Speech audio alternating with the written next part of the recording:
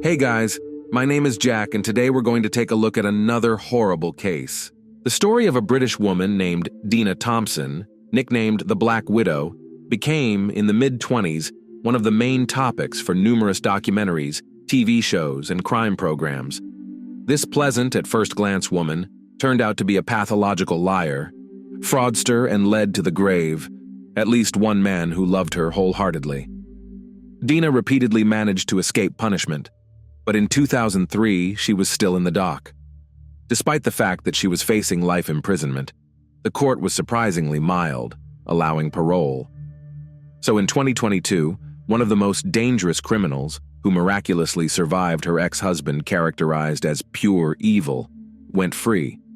Thompson's victims were always men, which according to experts, may indicate some kind of trauma received by the criminal in childhood or adolescence. However, Dena's early years were quite prosperous. The girl was born in 1960 in North London and brought up in a full family. Her parents lived modestly, but did everything to ensure that their daughter did not need anything. The head of the family worked as a prison guard, seriously engaged in sports, and from childhood, motivated Dena to attend gyms, where she diligently engaged in gymnastics. In addition, the man often participated in all kinds of sports competitions, including those held in other countries, and constantly took his daughter with him.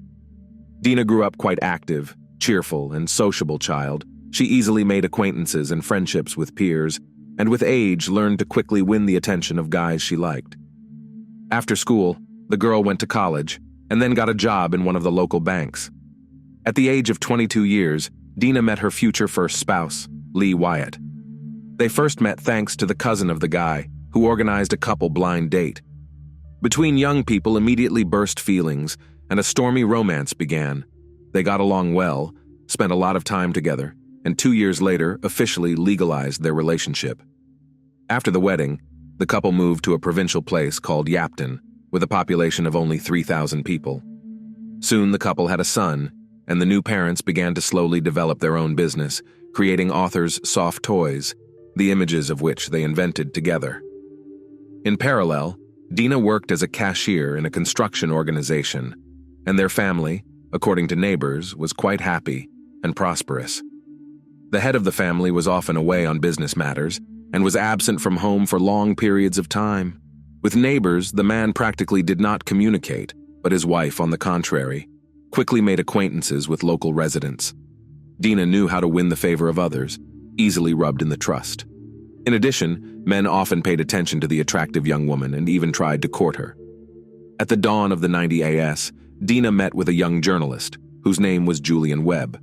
The man offered her to work as a model for advertising clothing and household appliances, and soon her pictures were painted on the pages of local newspapers and magazines. Dena was eager to pose and felt at ease in front of the camera.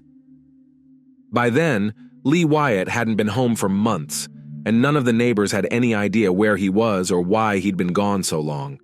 His wife, apparently, did not miss him too much, having had an affair with Julian. Just 3 months after meeting, the journalist introduced the chosen one to his parents, saying that he was going to marry her. Subsequently, Webb's mother recalled that she was quite surprised by such a hasty decision of her son. In addition, a potential daughter-in-law, who was a few years older than Julian, did not inspire her confidence. When the neighbors learned about the upcoming wedding, they were puzzled, because they knew that Dena is already legally married to another man. However, her husband hadn't been home for months, and no one knew for sure where he was or what was wrong with him. As it later turned out, all this time, Lee was in the small town of New Quay, located almost on the other side of the country. There he lived under an assumed name and false documents, hiding, as he thought, from the mafia. In fact, the man became a victim of skillful lies of his wife, who convinced him that their family was in mortal danger, and escape, this is the only way out.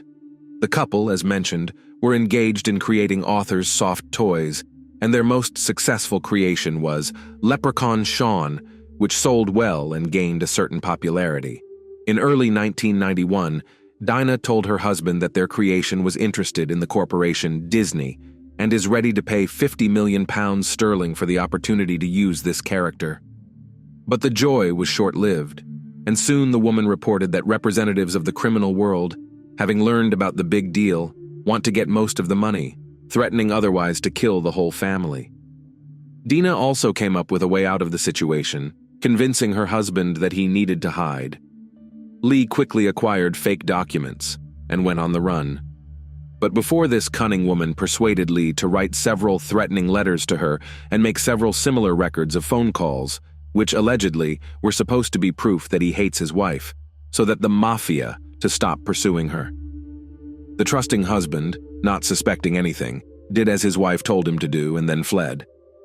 In a foreign city with no home or friends, Lee was ready to take on any job, and all the money he earned was sent to his wife and son, so that his family did not need anything.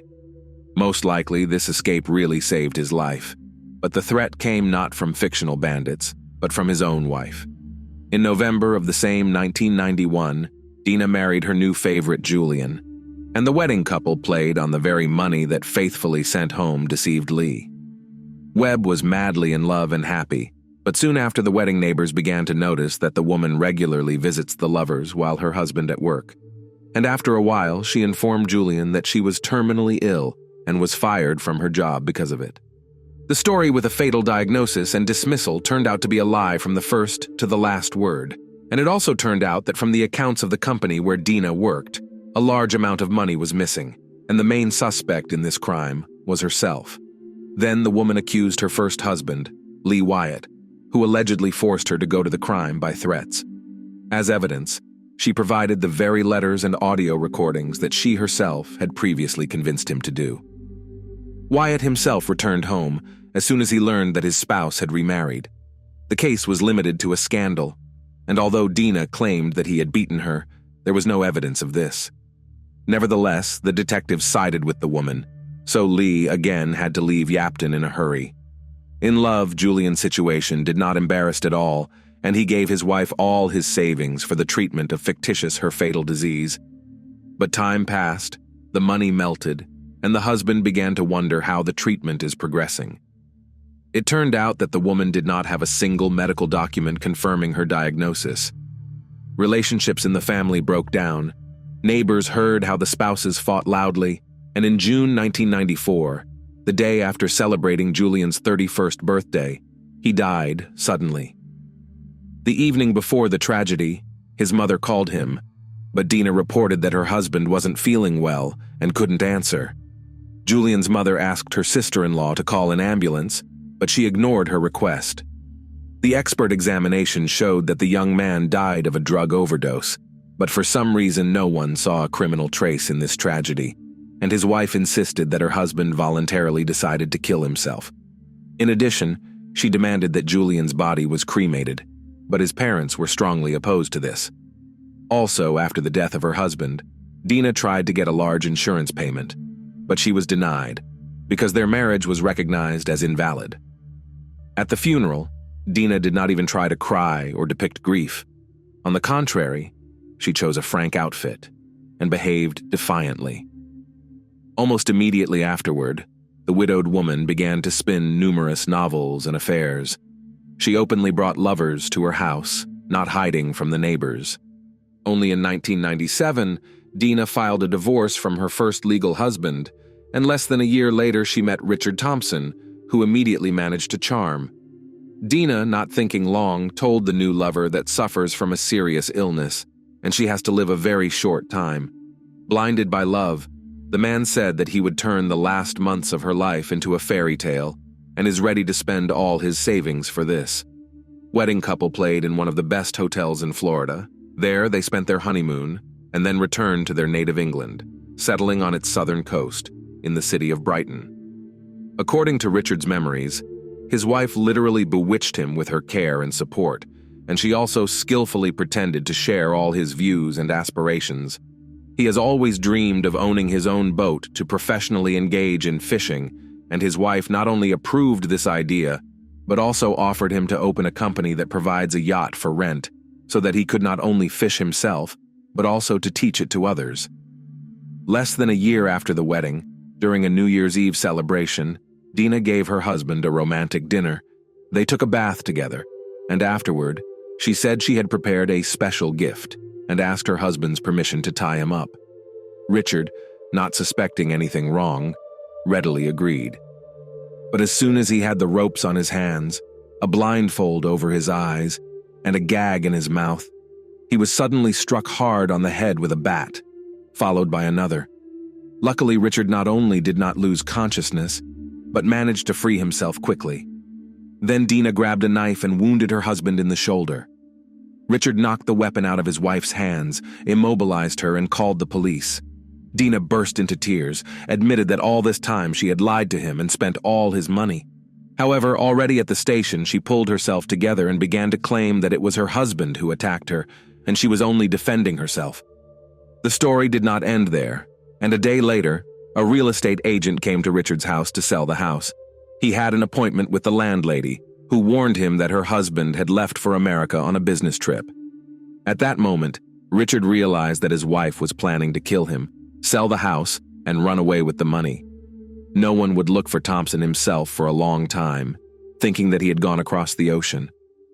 In the course of court proceedings, it turned out that the woman had withdrawn all the money from her husband's bank accounts, forging his signature, and also used his credit cards, accumulating a lot of debts. The case gained a wide resonance, and other men began to apply to the police, former lovers of Dena, whom she deceived and cleaned to the thread, telling about a fictitious incurable disease. Then also remembered, and the first husband of the woman who had to hide for many years, first from her fictitious pursuers from the mafia, and then from the police. It was finally revealed that it was Dena who stole the company in which she worked, accusing her husband of everything. However, the jury, despite the presence of irrefutable evidence, acquitted the woman in the case of the attack on her husband, Richard Thompson, and Richard himself was accused of seeking to attract attention to himself, making up such a story. Nevertheless, Dena was found guilty of numerous financial frauds and sentenced to nearly 4 years in prison. The hype around Dena Thompson also reminded about the strange, sudden death of her second husband, journalist Julian Webb. The woman herself told completely different versions and circumstances of his death. She said that her husband was poisoned by steroids, which he took to keep himself in shape, then claimed that he drank a lot and fell asleep in the sun, getting sunstroke, and at the inquest, and in general, said that he took his own life. Despite her caution, Dena once confessed to her best friend that she had poisoned her husband by putting potent drugs in a spicy dish that he adored. The police managed to track down the owner of the diner where Julian often dined and ordered food to take home. He recalled that the day before the tragedy, Webb's wife took out rice and chicken curry. And then the investigators guessed that it was this seasoning that interrupted the specific flavor of the drugs. In connection with the newly discovered circumstances, a new investigation was initiated, and Julian's body was exhumed and sent for examination. As it turned out, the man was poisoned by a large dose of powerful antidepressants added to his favorite dish with curry, and strengthened their effect aspirin, which Dena dissolved in her husband's drink. At the time of the call to his mother, Webb was still alive, and he could be saved, but it was not part of the plans of his wife. In 2003, the Black Widow was finally brought to trial. The investigator at the hearing characterized her as the most dangerous woman he had ever had to deal with, and the judge noted that she was a skilled and very dodgy liar. Dena Thompson was sentenced to life in prison, but with parole eligibility after 16 years. The story of the crimes of the Black Widow formed the basis of numerous documentary detectives actively discussed in TV shows and mused in the press. Even after Dena was behind bars, detectives unearthed another dark story from her past. As it turned out, one of her first lovers disappeared without a trace, and to this day has not been found alive or dead. The young man's name was Stoyan Kostov, and he lived in Bulgaria, where Dena herself trained as a gymnast in the late 70s. Between them began a romantic relationship, and afterwards, the guy disappeared forever. The investigation does not exclude that Dena is directly related to this case, and Kostov became one of her first victims, but it was not possible to prove anything. While serving her sentence, Thompson worked with a prison psychologist and underwent rehabilitation courses.